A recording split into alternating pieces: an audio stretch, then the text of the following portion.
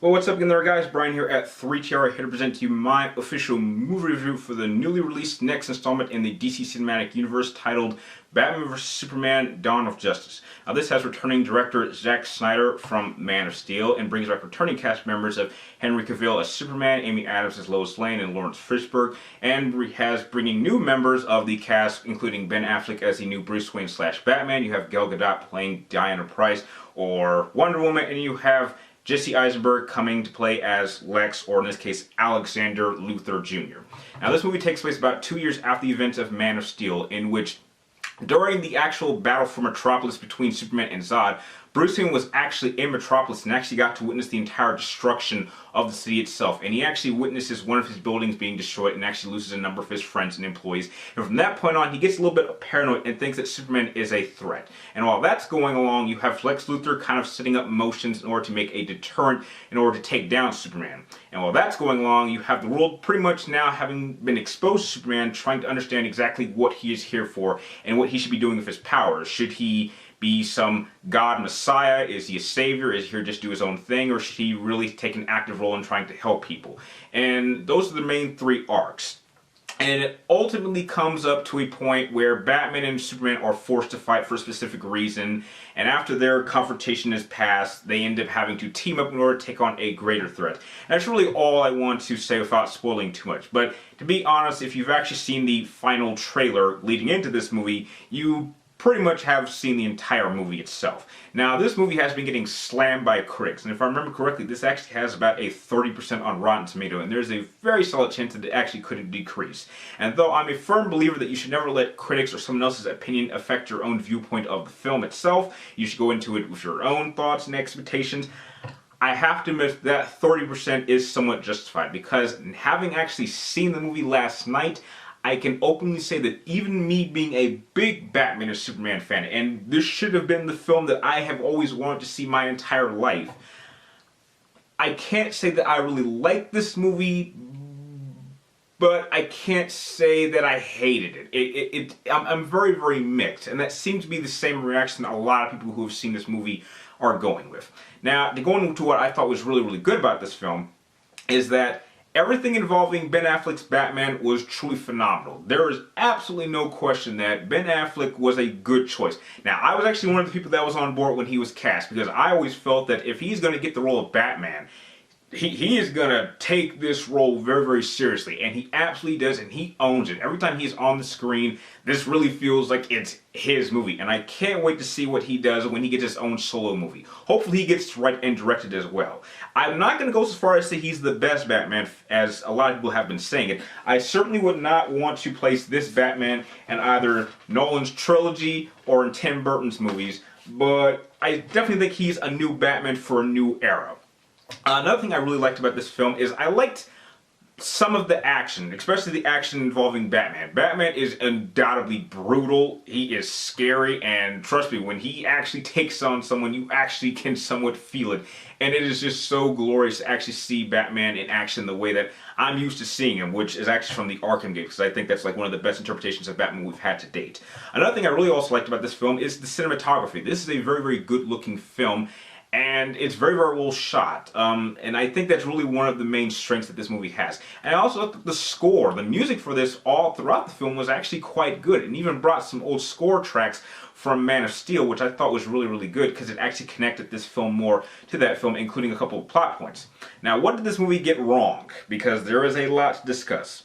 The biggest problem I had with this film, in terms of casting-wise, is that, I'm sorry, I had a problem with this the second it was announced, and I'm here to confirm that it is just as bad as you may think, but Jesse Eisenberg is terribly casted in this, and he is not really acting. I don't know what the hell he is doing throughout this entire film, because he is not Lex Luthor. And some people have corrected others by saying it's not really Lex Luthor, it's actually Alexander Luthor Jr., so we may actually end up getting the real Lex Luthor in a future film, which I hope is the case. But I don't know what this character was doing. He was not intimidating, he was not scary, he had this like twitch, and he was like a crack addict. All throughout the film, every time he talked, he was like, he had this like twitch. It was weird. It was like if you took the Riddler and you kept him on a constant dosage of crack cocaine and tried to make him funny. and he was just awkward. Every scene he was in, it was just awkward. And there was even this one scene where he was talking to this one governmental guy, and his solution to getting things done was to put a Jolly Rancher in his mouth. I mean, that's some Disney Marvel stuff here. What is that doing in this film? Another thing I also had a problem with was that the movie was very, very inconsistent once you got to the second half. It really felt like it was trying to be multiple different movies. I think that the first half is by far the best and strongest element of this film because it's very, very consistent and it's very, very focused and keeps on track. But once you get to the second half, it's trying to do so much so fast that it pretty much can't do anything in the second half very, very well.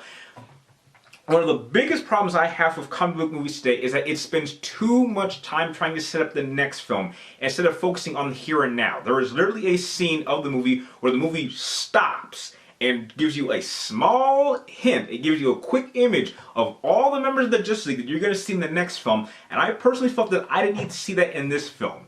Trust me, if your movie is good, I'll go see the next film anyway. I want to see a movie focusing on Batman vs. Superman. Stop stopping the movie and tell me what is coming up next. We don't need to see that.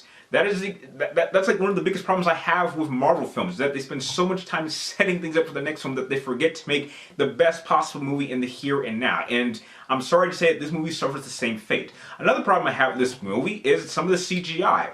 I'm sorry, but the CGI for Doomsday is absolutely terrible. And this hurts me personally because Doomsday is my all-time favorite Superman villain of all time. I don't care how one-dimensional some people may think he is, but he is a frightening villain. And he is famous for doing one thing. And they kind of throw that away in this film. He's kind of in and out, and I think the fight with Doomsday only lasts like a minimum of about 5 minutes. It's kind of visually cool to look at, but it's very ultimately unimpressive. And the actual fight between Batman and Superman itself is kind of cool to look at for a time, but it felt too short. I mean, it definitely felt like it came right off the pages, and there are definitely a number of key moments in the fight itself, but it felt very anticlimactic and not very well deserved. And even the ending of the film tends to do something that I personally do not feel this movie deserved to do. It's trying to tell a specific story, but because it's trying to do so much so fast, it can't really tell the story properly, and it never gets the actual outcome that one would expect from the ending that this movie ended up giving.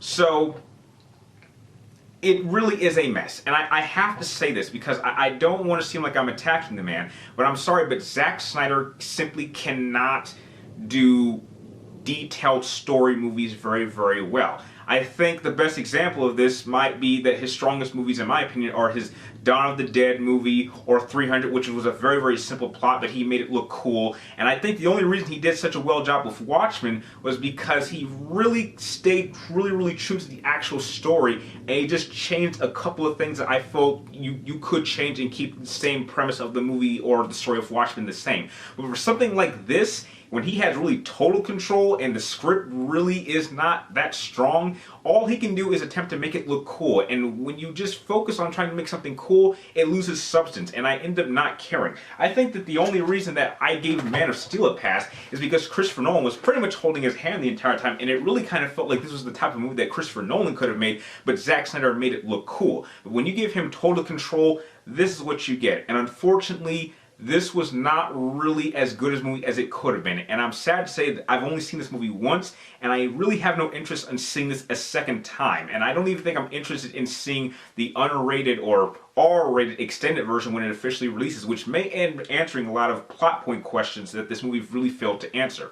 If I had to give this movie a rating, I was nice the first time with Man of Steel. It had a lot of problems, but I let it go because it was the first time. But going into this sequel, if you make a lot of the same mistakes and you even make bigger mistakes, I'm going to call you to it and I'm going to hold you to it. I'm going to damage and I'm going to have to hold it to you. So I'm going to have to give Batman vs. Superman a C-. I absolutely recommend that you see this in theaters for yourself to come up with your own opinion. Don't let me influence your decision, but I'm sorry. I really, really want to love this film. It has, for the first time, my two favorite superheroes of all time, but I have to be honest, I have seen them team up in both cartoons and animated movies, and it was done much better in those movies than it was here. And I'm just sad to say that I'm really not even all that excited for Justice League when those movies comes out. And all I can do is hope that Suicide Squad actually brings my excitement for this cinematic universe for DC back to a much higher level, because as it stands right now, it's not doing very well.